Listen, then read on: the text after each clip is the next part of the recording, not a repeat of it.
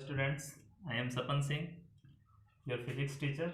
और आज की क्लास में हम पढ़ेंगे क्लास 10th के फिजिक्स के चैप्टर लाइट से लेक्चर थर्ड। दो लेक्चर आप लोग के ऑलरेडी हो चुके हैं। लेक्चर थर्ड में हम पढ़ेंगे formation of image by concave mirror में case first and case second हमने आपको लेक्चर सेकंड में बता दिया था। केस थर्ड पढ़ेंगे। केस थर्ड मतलब जब हम ऑब्जेक्ट पुट करेंगे when the object is placed between focus and centre of curvature.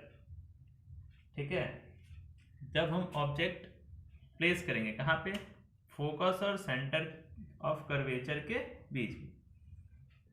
Object place between focus and centre of curvature मतलब ऑब्जेक्ट ए बी फोकस और सेंटर के कर्वेचर पे, तो उस कंडीशन में उसके इमेज जो है वो कहाँ बनेगा। ठीक है, इसको हम थोड़ा छोटा बना देते हैं। इस कंडीशन में सबसे पहला काम हमने बताया था कि क्या करेंगे, रे ड्रॉ करेंगे जो प्रिंसिपल एक्सिस के क्या हो, पैरेलल हो। ये हमारा क्या है, प्रिंसिपल एक्सिस। प्रिंसिपल एक्सिस के जब पैरेलल लाइन ड्रॉ करेंगे तो वो जो है रिफ्लेक्ट होने के बाद फोकस से होके वापस आएगी। ठीक, सेकेंड लॉ हम भेजेंगे ऐसा जो ऐसा समझ में आए।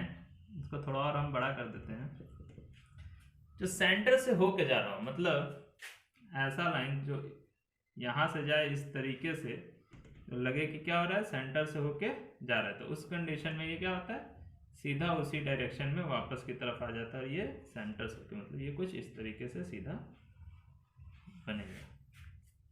और ये कहाँ आके मीट करेगा, तो ये आके नीचे कहीं इधर मीट करेंगे। उस कंडीशन में जो इसका इमेज बनता है यहाँ पे बनता है ए डैश बी डैश। ठीक है, तो सबसे पहले हम केस थर्ड में देखेंगे जब ऑब्जेक्ट कहाँ प्लेस हो, सेंटर ऑफ कर्वेचर और फोकस के बीच में प्लेस हो, मतलब ये भी हमारा क्या है, ऑब्जेक्ट है। और यहाँ से हम पैरेलल लाइन ड्रॉ करेंगे, लाइट रे पैरेलल भेजेंगे प्रिंसिपल एक्सिस के, तो उस कंडीशन में फोकस से होके वापस आएगा। और दूसरा ऐसा भेजेंगे जो सेंटर से होके जाते हुए लगे, तो उस कंडीशन में रिफ्लेक्ट होने के बाद सीधा उसी पाथ में वापस आ जाएगा और दोनों आके मीट करेंगे कहीं बियॉन्ड सी, पीछे सी से पीछे की तरफ। तो उस कंडीशन में ए डैश बी डैश हमारा क्या बनेगा, इमेज बनेगा। ठीक है, अब हम इमेज के बारे में लिखेंगे कैसा इमेज बनेगा। तो मैंने बताया था सबसे पहले क्या लिखते हैं, फर्स्ट पॉइंट पे पोजीशन ऑफ द इमेज कहाँ बन रहा है, सी के पीछे बन रहा है, लिखेंगे beyond C, beyond C. Second में क्या लिखते हैं, नेचर ऑफ द इमेज। ठीक है, इमेज का नेचर कैसा है, तो उस कंडीशन में हम क्या लिखेंगे, रियल है क्योंकि लाइट रे एक्चुअल मीट कर रही है, एंड इन्वर्टेड। इन्वर्टेड क्यों है, क्योंकि प्रिंसिपल एक्सिस के नीचे बन रहा है। एंड थर्ड में हम लिखते हैं साइज। तो साइज हम देख रहे हैं कि क्या है, larger than the object, larger than the object. तो ये था हमारा केस थर्ड। जब ऑब्जेक्ट कहाँ प्लेस हो, सी और एफ के बीच में प्लेस हो, तो हमारा इमेज कैसा बनता है, बियॉन्ड सी, सी के पीछे बनता है, रियल एंड इन्वर्टेड बनता है, लार्जर देन द ऑब्जेक्ट बनता है। ठीक है, अभी हमने केस थर्ड पढ़ा, हम पढ़ेंगे केस फोर्थ, ऑब्जेक्ट एट सी। ठीक है, when the object is placed at the centre of curvature of A concave mirror.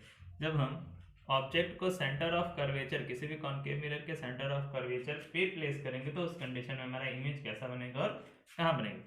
तो फिर सबसे पहले वही कंडीशन, प्रिंसिपल एक्सिस के पहले पैरेलल लाइट रे भेजेंगे, तो उस कंडीशन में रिफ्लेक्ट होकर फोकस पे आ जाएगी, जो हर बार हम लोग करना है।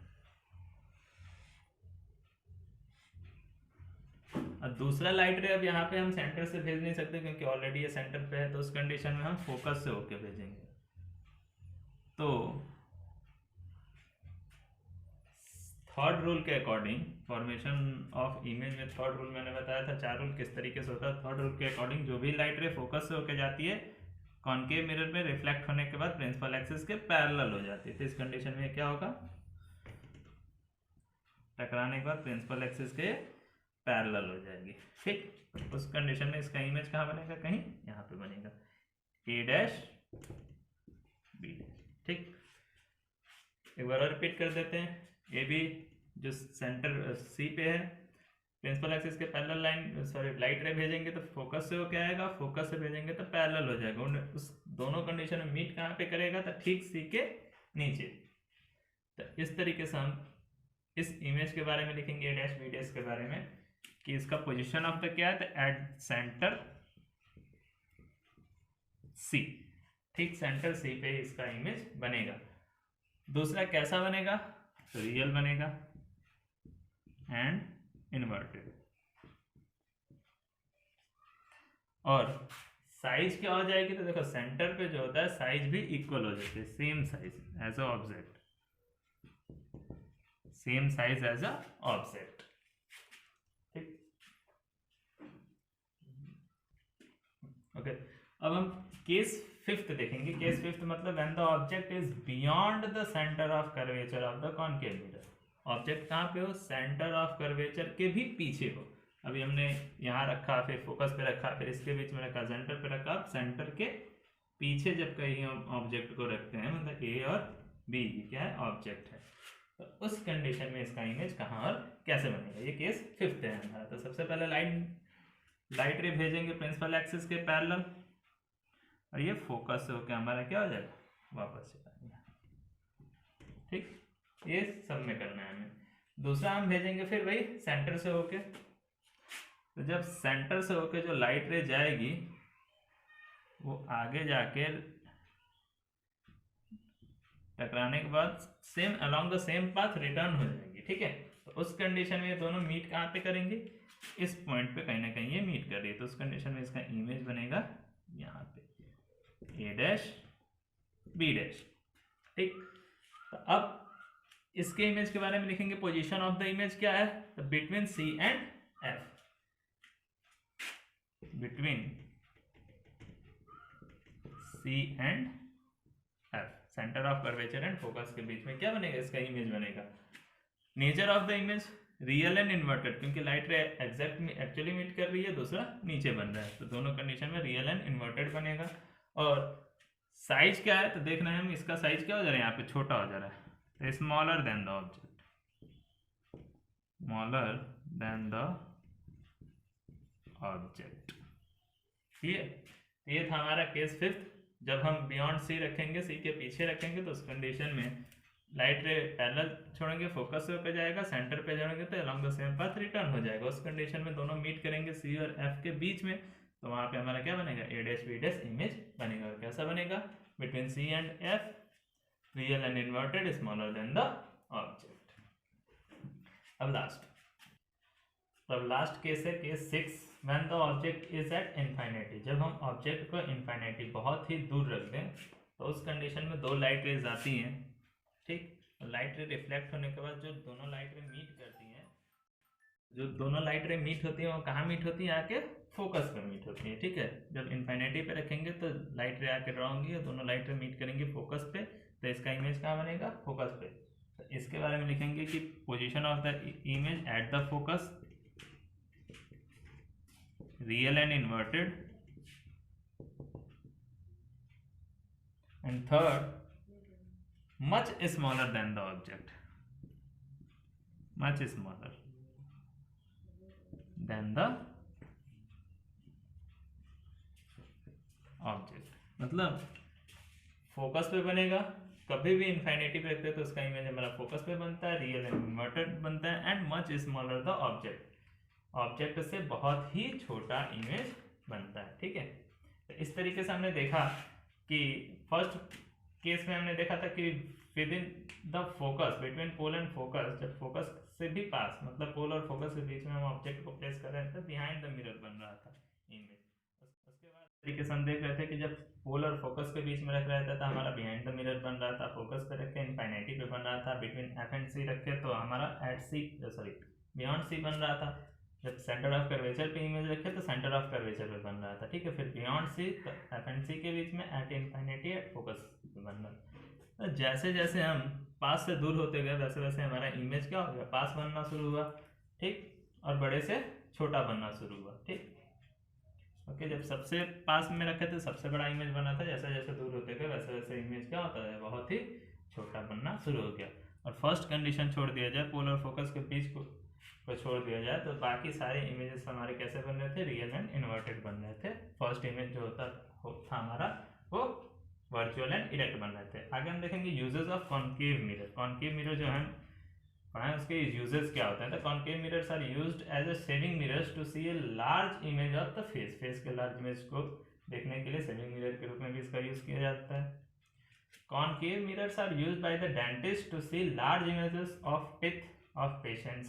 ठीक, concave mirror are used to reflected in torch vehicle headlights. गाड़ियों के हेडलाइट में, टॉर्च के हेडलाइट में इसका यूज किया जाता है, जो आगे मिरर लगा होता है। ठीक है, concave mirror are used as a doctor head mirror, doctor जो सर पे लगाए रहते हैं उसके बीच में भी इसका यूज किया जाता है। ठीक है, ये थे कुछ हमारे यूजेस ऑफ कॉन्केव मिरर। हाँ, तो आप आगे हम देखेंगे कि मिरर फार्मूला क्या होता है। ठीक है, कॉन्केव मिरर के बाद हम पढ़ते हैं मिरर फार्मूला। ठीक, मिरर फार्मूला जो होता है हमारा वो होता है 1/u + 1/v = 1/f। अब हमें ये देखना होगा कि u v f क्या होता है। तो where u is object distance, v is image distance and f is focal length. तो सबसे पहले हम इसमें देखेंगे sign convention of for spherical mirror. Spherical mirror के लिए साइन कन्वेंशन क्या होता है, मतलब कब हम पॉजिटिव साइन लेंगे, कब हम नेगेटिव साइन लेंगे। ठीक है, तो जब भी हम कॉन्केव मिरर के लेफ्ट साइड में जाते हैं, लेफ्ट साइड में हमेशा हम नेगेटिव साइन लेते हैं, राइट साइड में हमेशा हम पॉजिटिव साइन लेते हैं। ठीक, अब हम ऑब्जेक्ट कहाँ रखते थे, हमेशा लेफ्ट साइड में। तो उस कंडीशन में u की वैल्यू जो होगी, सपोज दैट यहाँ पे इमेज ऑब्जेक्ट रखा गया ए बी, तो ये यहाँ पे जितना डिस्टेंस बन रहा है वो u हो जाएगा। u is to object distance. ठीक है, लेफ्ट साइड में। और u की वैल्यू जो भी हम लेंगे वो किस में लेंगे, निगेटिव साइन में लेंगे, क्योंकि हम लेफ्ट साइड में रखते थे। ठीक, इसके बाद जो इमेज हमारा बनता था, suppose that image right side में बन रहा है तो v पॉजिटिव में लेंगे, इमेज लेफ्ट साइड में बन रहा है तो v निगेटिव में लेंगे। क्लियर। और फोकल लेंथ, फोकस देखते हैं हमें हमेशा लेफ्ट साइड में होता है, किसका, कॉन्केव मिरर का। तो कॉन्केव मिरर का फोकस हमेशा लेफ्ट साइड में होता है, इसलिए फोकल लेंथ का डिस्टेंस जो लेंगे हम वो भी किस में लेंगे, निगेटिव साइन में लेंगे। ठीक है, साइन कन्वेंशन हो गया। आगे आता है मिरर फार्मूला, जो हमने लिखा था। मिरर फार्मूला क्या होता है, formula which gives the relationship between image distance v, object distance u and focal length f of a spherical mirror is known as mirror formula। ठीक है, mirror formula object distance u, image distance v और focal length f के बीच का जो relation बताता है वही relation क्या कहलाता है, मिरर फार्मूला कहलाता है। और ये रिलेशन क्या होता है, तो object distance + image distance = focal length, 1/u + 1/v = 1/f। ये होता है हमारा मिरर फार्मूला। ठीक, अगर हमें दो चीज दी गई तो तीसरी चीज हम क्या कर सकते हैं, फाइंड आउट कर सकते हैं। इसके बाद आता है हमारा मैग्निफिकेशन।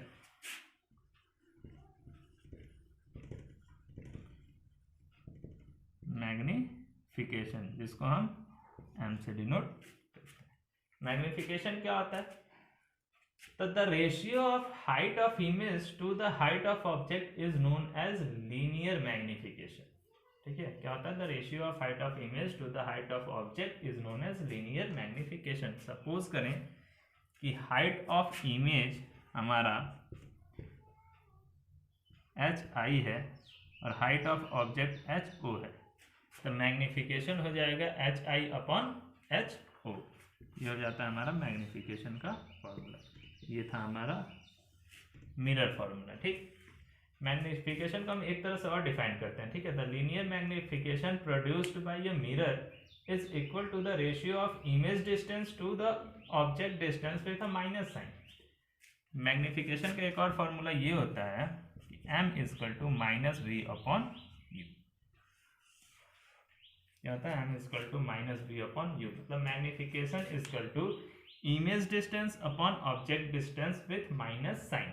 अगर इमेज डिस्टेंस और ऑब्जेक्ट डिस्टेंस का रेशियो माइनस साइन के साथ लगाया जाए तो वो मैग्निफिकेशन का एक और फॉर्मूला बनता है। यहाँ से दोनों मैग्निफिकेशन एक लेंस के लिए सेम होंगे मिरर के लिए, तो उस कंडीशन में इसके और इसके बीच एक और रिलेशन बनता है H I upon H O equal to minus V upon you.